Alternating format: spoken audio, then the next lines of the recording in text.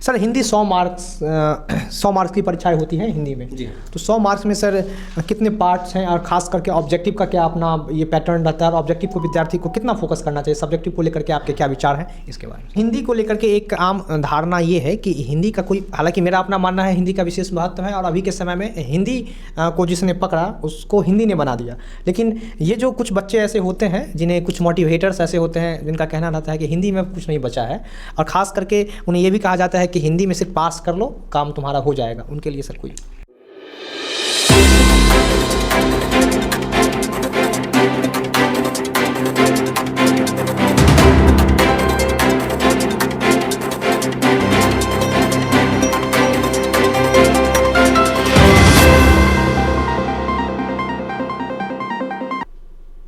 नमस्कार, मैं नीतीश झा। स्वागत है आपका डेन न्यूज़ खबरें आप तक। डेन न्यूज़ की स्पेशल कवरेज परीक्षा पे चर्चा पे आज हमारा तीसरा एपिसोड है। तीसरे एपिसोड में हमारे बातचीत हिंदी के बेहतरीन शिक्षकों में से एक गोपेश कुमार से होने वाली है। गोपेश कुमार के बारे में मैं आपको बता दूं, नेट JRF क्वालिफाइड हैं, PhD स्कॉलर हैं। सर से हमारी बातें होगी और आगामी 12वीं बिहार बोर्ड की जो परीक्षाएँ होने वाली है उस पर इनकी क्या राय है, अंतिम समय में विद्यार्थी कैसे पढ़े, इसको लेकर विशेष बातचीत होने वाली है। सर सबसे पहले तो डेन न्यूज़ की ये खास पेशकश परीक्षा पे चर्चा जो दूरगामी जो सुदूर वस्ती के जो बच्चे हैं उनके लिए शुरू किया जा रहा है। सबसे पहले तो सर इस एपिसोड के बारे में सर आप क्या कहेंगे और आपका बहुत बहुत स्वागत हमारे डेन न्यूज़ में। आप बच्चों के लिए यह बहुत ही सुंदर प्रयास कर रहे हैं जिससे जो दूर के बच्चे हैं उनको यह हम शिक्षकों के माध्यम से एक दिशा निर्देश प्राप्त होगा ताकि वो कम समय में भी और बेहतरीन तैयारी कर सके। खास करके इस समय में जब समय बहुत कम होता है तो बच्चों में यह होती है कि भाई हमारा सिलेबस कैसे पूरा हो और हम कैसे अधिक से अधिक नंबर ला सकें, और उस घबराहट में उसे एक सही निर्देश नहीं मिलने के कारण अच्छे बच्चे भी बहुत अच्छा अंक नहीं ला पाते हैं, जिससे हमारी प्रतिभाओं का सही मूल्यांकन नहीं हो पाता। तो अब ये आपका एक बहुत ही सराहनीय प्रयास है और इसके लिए मैं आपको साधुवाद देता हूँ। सर हिंदी 100 मार्क्स की परीक्षाएं होती हैं हिंदी में जी। तो 100 मार्क्स में सर कितने पार्ट्स हैं और ख़ास करके ऑब्जेक्टिव का क्या अपना ये पैटर्न रहता है और ऑब्जेक्टिव को विद्यार्थी को कितना फोकस करना चाहिए, सब्जेक्टिव को लेकर के आपके क्या विचार हैं इसके बारे में। सर 100 मार्क्स की जो परीक्षा होती है तो यह 2 खंडों में विभाजित है। एक 50 अंकों की ऑब्जेक्टिव है और 50 अंकों की सब्जेक्टिव है। तो 50 ऑब्जेक्टिव के लिए आपके पास 100 विकल्प होते हैं, यानी 100 प्रश्न होते हैं और ये बहुवैकल्पिक प्रश्न है। 100 प्रश्न होंगे, उसमें से आपको 50 प्रश्न को चुनना है और हर एक प्रश्न के 4 विकल्प होंगे। अब इसके जो अंकों का विभाजन है तो यह देखा गया है कि पिछले वर्षों में मैं 18 की बात करूं, ठीक है, तो व्याकरण से 50 प्रश्न थे, ऑब्जेक्टिव कुल 50 थे जिसमें से 30 प्रश्न व्याकरण से थे और 20 प्रश्न आपको पाठ्यपुस्तक से थे। फिर आगे जब क्रम बढ़ा उसके बाद क्या हुआ कि आपके पास 60 ऑब्जेक्टिव हो गए, उसमें से 50 का जवाब देना था, तो 36 प्रश्न व्याकरण से आने लग गए। उसके फिर अगले साल हमारे यहाँ प्रश्नों की संख्या 100 कर दी गई, तब 60 प्रश्न व्याकरण से आने लग गए। पिछले 2 वर्षों में देखा गया है कि अब 100 ऑब्जेक्टिव में से 45 प्रश्न व्याकरण से आ रहे हैं और 55 प्रश्न गद्य पद्य से आ रहे हैं। अब हमारे यहाँ बच्चों की एक मानसिकता होती है कि व्याकरण तो मैंने पहले पढ़ा ही है और गद्य पद्य को पढ़ लेंगे, आसानी से हम पार कर जाएंगे। यह उनको पीछे करने वाली मानसिकता है। यहाँ पे जब प्रश्नों को आप विश्लेषण करते हैं तब यह स्पष्ट तौर पर नज़र आता है कि पिछले वर्षों में जैसे कि अगर 2 साल पहले 60 प्रश्न पूछा गया था, 60 प्रश्न व्याकरण से पूछे गए थे और 40 प्रश्न की पुस्तक से पूछे गए थे, तो उसमें से 30 से 32 प्रश्न लेखक परिचय से आते हैं। जो बच्चे इन चीज़ों को इग्नोर कर देते हैं। अब लेखक परिचय को इग्नोर करने से एक पीछे का एक तात्पर्य यह भी है। लेखक परिचय मतलब किसके द्वारा लिखा गया? हाँ, जैसे कि पहला पाठ है बातचीत 12वीं के पुस्तक की, तो वह बातचीत पाठ हो गया और उसके लेखक बालकृष्ण भट्ट हैं। तो बालकृष्ण भट्ट की पूरी जीवनी दी गई है 1-1.5 पन्नों में। तो अब उसमें उनका जन्म कब हुआ, उनके माता पिता का नाम क्या था, उनकी कौन कौन सी प्रमुख रचनाएं हैं, उनके लेखन का काल कैसा कैसा रहा है, वो इस क्षेत्र में कैसे आए। तो इन क्षेत्रों से अब हर एक पाठ का पहला पाठ बातचीत हो गया, दूसरा पाठ उठने कहा था, तो फिर चंद्रधर शर्मा गुलेरी जो उनके लेखक उनका पूरा परिचय। तो हमारे यहाँ 13 गद्य हैं, 13 पद्य हैं और 3 प्रतिपूर्ति हैं। तो 3 प्रतिपूर्ति यानी कि दूसरी भाषाओं से अनुदित कहानियाँ, एक फ्रेंच की है, एक रूसी भाषा की कहानी है और एक कांगो देश के एक लेखक हैं जिनकी कहानी है। तो अब क्या होता है कि भाई जो 29 पाठ हो गए, तो 29 पाठ के लेखक परिचय से अधिकाधिक प्रश्न आते हैं। यानी 100 प्रश्नों में 60 प्रश्न व्याकरण से और 30 प्रश्न लेखक परिचय से और 10 प्रश्न पाठ्य पुस्तक यानी कहानी कविता से। तो बच्चों को ऑब्जेक्टिव के लिए सबसे पहले व्याकरण पर ध्यान देना चाहिए और उसके बाद लेखक परिचय पर ध्यान देना चाहिए। और व्याकरण में को हल्के में नहीं लेना चाहिए। क्यों? क्योंकि 2018 में जब हमारे 50 प्रश्न ही पूछे जाते थे जिसमें 30 प्रश्न होते थे व्याकरण के, तो उस समय व्याकरण के 9-10 चैप्टर से प्रश्न पूछे जाते थे। आपका कहने का मतलब ये है कि मतलब 100 मार्क्स का जो एग्ज़ाम है इसमें ग्रामर यानी कि हिंदी व्याकरण की इस मतलब एक अलग योगदान होता है। हाँ, और यहाँ पे जब से ऑप्शन की संख्या ज़्यादा आ गई है, मैं वही कहना चाह रहा था कि अब जबकि 60 प्रश्न व्याकरण के होते हैं तो हमारे पास कुल 25 टॉपिक हो गए हैं। तो बच्चों को इसका विश्लेषण करना चाहिए कि कहाँ से प्रश्न अधिक आते हैं। अब जैसे कि समास, लिंग, संज्ञा, सर्वनाम, विशेषण, कारक, उच्चारण स्थान, विपरीतार्थक शब्द, संधि विच्छेद, तो इन जगहों से प्रश्न अधिक आते हैं। तो बच्चों को चाहिए कि इनकी तैयारी वो किसी भी पाठ्य पुस्तक से अच्छी तरह से वो कर लें, किसी भी व्याकरण की पुस्तक से, और क्वेश्चन बैंक को जरूर देखें। लेखक परिचय निश्चित तौर पर वो याद रखें, उनकी रचनाओं को, लेखक की रचनाओं को, उनके जन्म वर्षों को, उनके माता पिता के नाम को, ऑब्जेक्टिव के लिए यह पर्याप्त है। अच्छा, अगर सर लेखक परिचय पे वो खास फोकस करते हैं तो कितने मार्क्स ऑब्जेक्टिव में आने की संभावना बढ़ जाती है? लेखक परिचय से 30 से 32 प्रश्न होते हैं। 30 से 32 प्रश्न? जी हाँ। 100 में? जी हाँ, 100 प्रश्न होते हैं जिसमें से 50 का जवाब देना है। अच्छा। यानी अगर लेखक परिचय बच्चा पूरा कर लेता है तो 30 प्रश्न वहाँ से बनाते हैं, तो बच्चे के लिए यह पूरा बहुत आसान हो जाता है कि 20-25 नंबर वो व्याकरण से चुन करके 50 प्रश्न आसान से चुन सकता है। सर, व्याकरण को लेकर के, हिंदी व्याकरण को लेकर के क्या सटीक रणनीति होनी चाहिए? समय कम है, समय से मुश्किल से 25 से 26 दिन बचे हुए हैं। सर, यहाँ पे व्याकरण में आपको परिभाषा लिखनी नहीं है, सारे के सारे वस्तुनिष्ठ प्रश्न होंगे। तो व्याकरण में आप चीज़ों को समझने पर ध्यान दें। अब जैसे समास के प्रश्न हैं, तो समास के जो भेद हैं, अब बेभाव समास हो, द्वंद्व समास हो, द्विगु समास हो, कर्मधारय हो, तो सबके बीच में क्या विभेद है, क्या अंतर है, ठीक है, उसको समझ करके उसका ज़्यादा से ज़्यादा आप अभ्यास करें। संधि विच्छेद है, उसका ज़्यादा से ज़्यादा अभ्यास करें। तो कॉन्सेप्ट को पकड़ना है, ठीक है। और जो समानार्थी शब्द हैं, विपरीतार्थक शब्द हैं, तो इन सब ये इसका एक बहुत बड़ा विस्तृत दायरा होता है। तो बस चीज़ों को देखते चलें, रटने पर बहुत ज़्यादा ध्यान नहीं दें, व्याकरण को समझने का प्रयास करें। चूँकि आपके पास 100 प्रश्न है तो व्याकरण के जो प्रमुख तथ्य सब जो हैं, जिसको आप जहाँ से ऑब्जेक्टिव निकलता है उसको देखें, और लेखक परिचय को। खास टॉपिक सर व्याकरण में जैसे समास, संधि विच्छेद, कारक, उच्चारण, वर्णों के उच्चारण स्थान, फिर मुहावरा, जहाँ से अधिकाधिक प्रश्न आते हैं। अच्छा, ये तो सर व्याकरण को लेकर के बातें हो गई। आपने हिंदी परिचय, लेखक परिचय पे भी आपने बातें की। इस दोनों के अलावा कोई कहानी, चूँकि टोटल 3 पार्ट्स में प्रश्न पूछे जाते हैं जी, तो तीसरा? सर, यहाँ पे जो गद्य हैं, गद्य पद्य, तो चूँकि हम लोग परीक्षा पर चर्चा कर रहे हैं, तो परीक्षा के पैटर्न में जो सबसे बड़ी बात है कि ये व्याकरण के अलावे जो सब्जेक्टिव प्रश्न होते हैं, तो उसका जो प्रारूप है उसमें लघुत्तरीय प्रश्न है, दीर्घोत्तरीय प्रश्न है, संक्षेपण है। लघुत्तरीय मतलब ऑब्जेक्टिव क्वेश्चन? जी नहीं, शॉर्ट आंसर क्वेश्चन, जिसका जवाब 50 से 60 शब्दों में देना होता है, ठीक है। तो लघुत्तरीय प्रश्न, दीर्घोत्तरीय प्रश्न, 100 प्रसंग व्याख्या, ये हो गए पुस्तक के पाठ। और उसके बाद संक्षेपण, पत्र लेखन और निबंध, ठीक है। तो आप पुस्तक के पाठ की बात कर रहे थे, तो उसमें बच्चों को यह चयन कर लेना चाहिए कि उनका गद्य पोर्शन अच्छा है या पद्य पोर्शन अच्छा है। मैं बच्चों के लिए एक बहुत अच्छी बात कहने जा रहा हूँ कि जो दीर्घोत्तरीय प्रश्न है, तो दीर्घोत्तरीय प्रश्न में उनके पास 6 प्रश्न होते हैं जवाब देने के लिए, जिसमें से उनको 3 का चयन करना है। अब वह 6 प्रश्नों में से 3 प्रश्न गद्य भाग से होते हैं और 3 प्रश्न पद्य भाग से होते हैं। तो 6 प्रश्नों में मात्र 3 का जवाब देना है।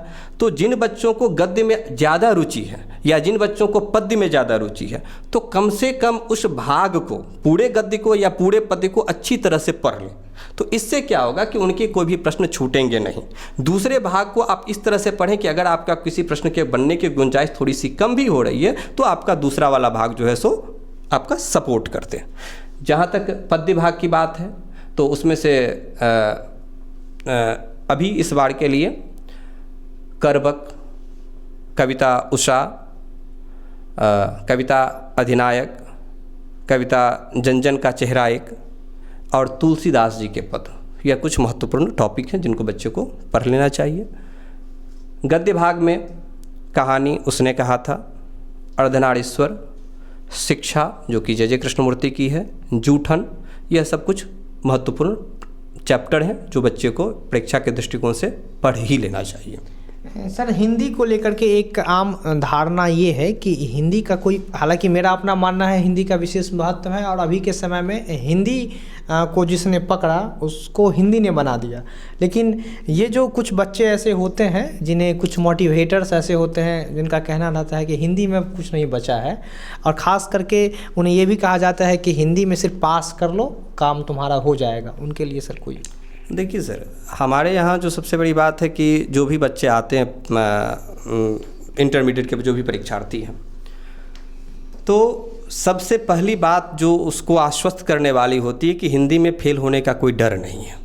ठीक है, चाहे वो बच्चे साइंस के हो, कॉमर्स के हो या आर्ट्स के हो। साइंस के बच्चे हैं तो फिजिक्स केमिस्ट्री मैथ पर उनका फोकस होता है, फिजिक्स केमिस्ट्री बायोलॉजी पर फोकस होता है। अब जरा आप ध्यान दीजिए, फिजिक्स केमिस्ट्री बायोलॉजी में 70 नंबर का थ्योरी पेपर है, फिजिक्स केमिस्ट्री बायोलॉजी तीनों में 70-70 का है, ये 210 नंबर कंटेंट करता है। 90 नंबर का प्रैक्टिकल पेपर है, ये 300 हो गया। अब प्रैक्टिकल को हटा दे तो 210 नंबर थ्योरी पेपर, और इधर 2 लैंग्वेज पेपर बच्चे को पढ़ना ही पढ़ना है।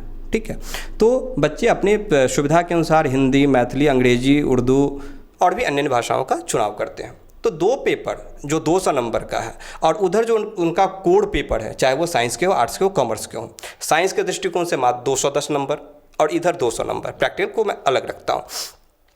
तो मोटा मोटी साइंस के बच्चे पूरे 8 महीना, 9 महीना, 10 महीना उसके पीछे रगड़ते हैं, लेकिन लैंग्वेज के पेपर बच्चे ध्यान देना ही नहीं चाहते हैं, क्योंकि उसके मन में ये डर ही नहीं होता है कि लैंग्वेज में हम फेल हो सकते हैं। लेकिन जो बच्चे भी होते हैं लैंग्वेज में, नगण्य बच्चे, हिंदी के अंग्रेजी में बच्चे फेल होते हैं, इसलिए उसको डर भी होता है। क्योंकि हमारे यहाँ क्या है कि मैट्रिकुलेशन में जो बिहार बोर्ड के बच्चे, वहाँ तक अंग्रेजी कंपलसरी ही नहीं है, तो अंग्रेजी कंपलसरी है तो बच्चे पढ़ते नहीं हैं। तो कुछ बच्चे जिनको डर होता है कि नहीं अंग्रेजी में हम फेल हो भी सकते हैं, तो वो अंग्रेजी पढ़ते हैं। लेकिन हिंदी के नाम पर जो सबसे बड़ी बात है कि घर की मुर्गी दाल बराबर, है ना। यहाँ पे जैसे कोई घर है और घर में माता जिस तरह से पूरे घर को संभालती है, वो बैकबोन की तरह है जो दिखती नहीं है। हमारे पाठ्यक्रम में हिंदी भी उसी तरह से, यह संस्कारित करती है हमें, यह हमको जीना सिखाती है। बच्चे समझते हैं कि यार ये वही कविता तो है, वही कहानी तो है, लेकिन इस वही का मतलब उसको पता नहीं होता है कि वही मतलब क्या है। आप 12वीं के बच्चे हैं या आप 10वीं के बच्चे हैं, तो यह आपकी बौद्धिक क्षमता का विकास करने के लिए उस अनुकूल पाठ्यक्रम में, आपके पाठ्यक्रम में कहानी या कविता को दिया गया है। सर, हिंदी पे कितना समय देना चाहिए? सभी विषय को चूँकि परीक्षा के समय देना है, तो फिर भी अगर अंतिम समय में 1 से 1.5 घंटा हिंदी को दे तो हम काफ़ी अच्छा नंबर। अंतिम संदेश सर क्या रहेगा विद्यार्थियों को 12वीं को लेकर? यहाँ पे ऐसी बातें जो हर एक स्ट्रीम वाले के लिए फ़ायदेमंद हो, वो आर्ट्स के हों, कॉमर्स के हों, साइंस के हों, क्योंकि बहुत सारे ऐसे अफवाहें होती है जिससे बच्चे अभी अनजान होते हैं। एग्ज़ाम के समय में उन्हें पता रहता है कि फलाने भैया आएंगे, 10 क्वेश्चन बता देंगे जिसमें से 5 क्वेश्चन। नहीं, ऐसा नहीं है। आप बच्चे को चाहिए कि वो एक बार कम से कम सारी कहानियों को पढ़ लें। अब जैसे कि अभी आपके पास 26 पार्ट हैं, तो 26 से अधिक दिन बचे हुए हैं। आप आज से निर्णय ले लें कि हमको आज एक पार्ट पर, आपको समझ में आए नहीं आए उससे बहुत ज़्यादा मतलब नहीं रखना है, लेकिन कम से कम आप रूटीन बना लें कि हमको एक एक पार्ट पढ़ लेना है। इस तरह से हो जाए तो आधे घंटे आपको पाठ पढ़ने में लग जाएंगे। इससे क्या होगा कि आप सभी लघुत्तरीय प्रश्न का जवाब आसानी से दे पाएंगे। उसके बाद जो भी बच्चे कविता पढ़ रहे हैं उसका भावार्थ अपने शब्दों में तैयार कर लें। और सबसे महत्वपूर्ण बात कि गद्य और पद्य के अलावा हमारे जो पाठ में लिखित परीक्षा में निबंध और संक्षेपण और पत्र लेखन भी पूछे जाते हैं, जिसके लिए बच्चे यह समझते हैं कि यह तो पढ़ने की कोई चीज़ ही नहीं है। तो ऐसा नहीं हो, आप पत्र लेखन की शैली देख लें कि पत्र लेखन में का फॉर्मेट देख लें कि किन किन जगहों पर क्या क्या लिखना है। यह ऐसा चीज़ है कि जहाँ पे आप पूरे के पूरे नंबर ला सकते हैं, ठीक है। और फिर आवेदन पत्र का फॉर्मेट समझ लें। निबंध, अब निबंध में प्रमुख तौर पे बच्चा समझता है कि भाई हमारे पास जो टॉपिक आएगा तो टॉपिक को एक बार हम पढ़ लेंगे, जो हमको सरल लगेगा उस पर हम लिखना शुरू कर देंगे। होता भी यही है, लेकिन शुरू कहाँ से करें बच्चे को ये पता नहीं होता। परिणाम ये होता है कि वो आधा पन्ना लिखते हैं और उसके बाद उसके बाद सोचने लगते हैं, बार बार देखते हैं, उनको लगता है कि मैंने पूरा तो लिख ही दिया है। तो यह इसलिए ऐसा होता है कि उन्होंने अभ्यास नहीं किया है। अब जैसे कि मैं एक उदाहरण तौर पे बता रहा हूँ कि अगर आप किसी को निबंध पर्व त्यौहार पर लिखना निबंध, तो हमारे यहाँ दीपावली है, छठ है, दुर्गा पूजा है, होली है, तो आप सबसे पहले एक भूमिका बनाएं। और भूमिका का मतलब यह समझे कि उस पर्व, जैसे दीपावली पर लिख रहे हैं तो दीपावली क्या है, अपने आप से एक प्रश्न उठाएं। और दीपावली क्या है, आपको जो भी आंसर उत्तर सूझ रहा है वो दो तीन पंक्तियों में लिख दे, वो इसकी भूमिका हो गई, ठीक है। जितने भी पर्व त्यौहार हैं उसके पीछे कोई ना कोई पौराणिक कहानी है। दीपावली है तो दीपावली के पीछे जो पौराणिक कहानी है रामचंद्र जी के, अब आपके पास बहुत आइडिया है तो आप उसको ज़्यादा कर सकते हो, कम आइडिया है तो कम कर सकते हैं, ठीक है। उसके बाद यह किस प्रकार मनाया जाता है, अगर कोई, उसका एक पैराग्राफ हो जाएगा। अगर उस पर्व में कुछ सावधानियां बरतनी है, जैसे पटाखे कैसे जलाना है, शोर नहीं करना है, इन सब चीज़ों के बारे में, तो उसको जब उसके बारे में लिखेंगे तो 3-4 पंक्तियां वो आ जाएंगे। उसके बाद उपसंहार कि आप अपने स्तर से इस प्रश्न को लेख को कैसे देखते हैं, ठीक है। तो इस प्रकार से निबंध को भी देखें। आप तो पूछ रहे थे संदेश के बारे में, मैं प्रश्न को थोड़ा सा इलेबोरेट कर दिया। तो ये निबंध जो छूट रहा था, तो यह एक ऐसा महत्वपूर्ण पक्ष है जहाँ पे निबंध पर बच्चे तैयारी ही नहीं करते हैं। वो सीधा देखते हैं कि 5-6 प्रश्न आएगा, उसमें से एक चुनेंगे। वस्तुतः क्या है कि आप पहले तैयारी के साथ जाते हैं तो आपके दिमाग में होता है कि कैसे लिखना है। अब देखिए कोई सामाजिक समस्या पर निबंध आ जाती है, जैसे कि बाल मजदूरी, तो सबसे पहले भूमिका, प्रश्न उठाइए खुद से कि बाल मजदूरी क्या है, ठीक है। उसके बाद उस समस्या का स्वरूप, अभी बाल मजदूरी का स्वरूप क्या है, कैसे कैसे आप देखते हैं, उसका एक पैराग्राफ लिख दीजिए। फिर आप आइए कि इस बाल मजदूरी का कारण क्या है, कारण पे चर्चा कीजिए। जब आप कारण पे चर्चा कर रहे हैं तो फिर और भटकिए मत। फिर उसके बाद आप आ जाइए परिणाम पे आ जाइए, ठीक है, कि यह जो परिणत कैसे हुआ इस अवस्था तक। उसके बाद फिर आप आ जाइए निवारण पे कि क्या इसका उपाय है। तो देखने जो सामने आपका कॉपी जो चेक करेगा उस पर भी एक अच्छा इम्पैक्ट बनता है, और आपकी जो एक सुव्यवस्थित सोच है वो उसके सामने झलकता है और आप अच्छे मूल्यांकित होते हैं। निबंध कितने मार्क्स का आता है? निबंध 8 नंबर का होता है जी। ये हमारा तीसरा एपिसोड था, और इस तीसरे एपिसोड में हमारे साथ हिंदी के जाने माने शिक्षक गोपेश कुमार सर थे। विशेष अपने सहयोगी के साथ मैं नीतीश शाह, मधुबनी से। देखते रहिए डेन न्यूज़, खबरें आप तक।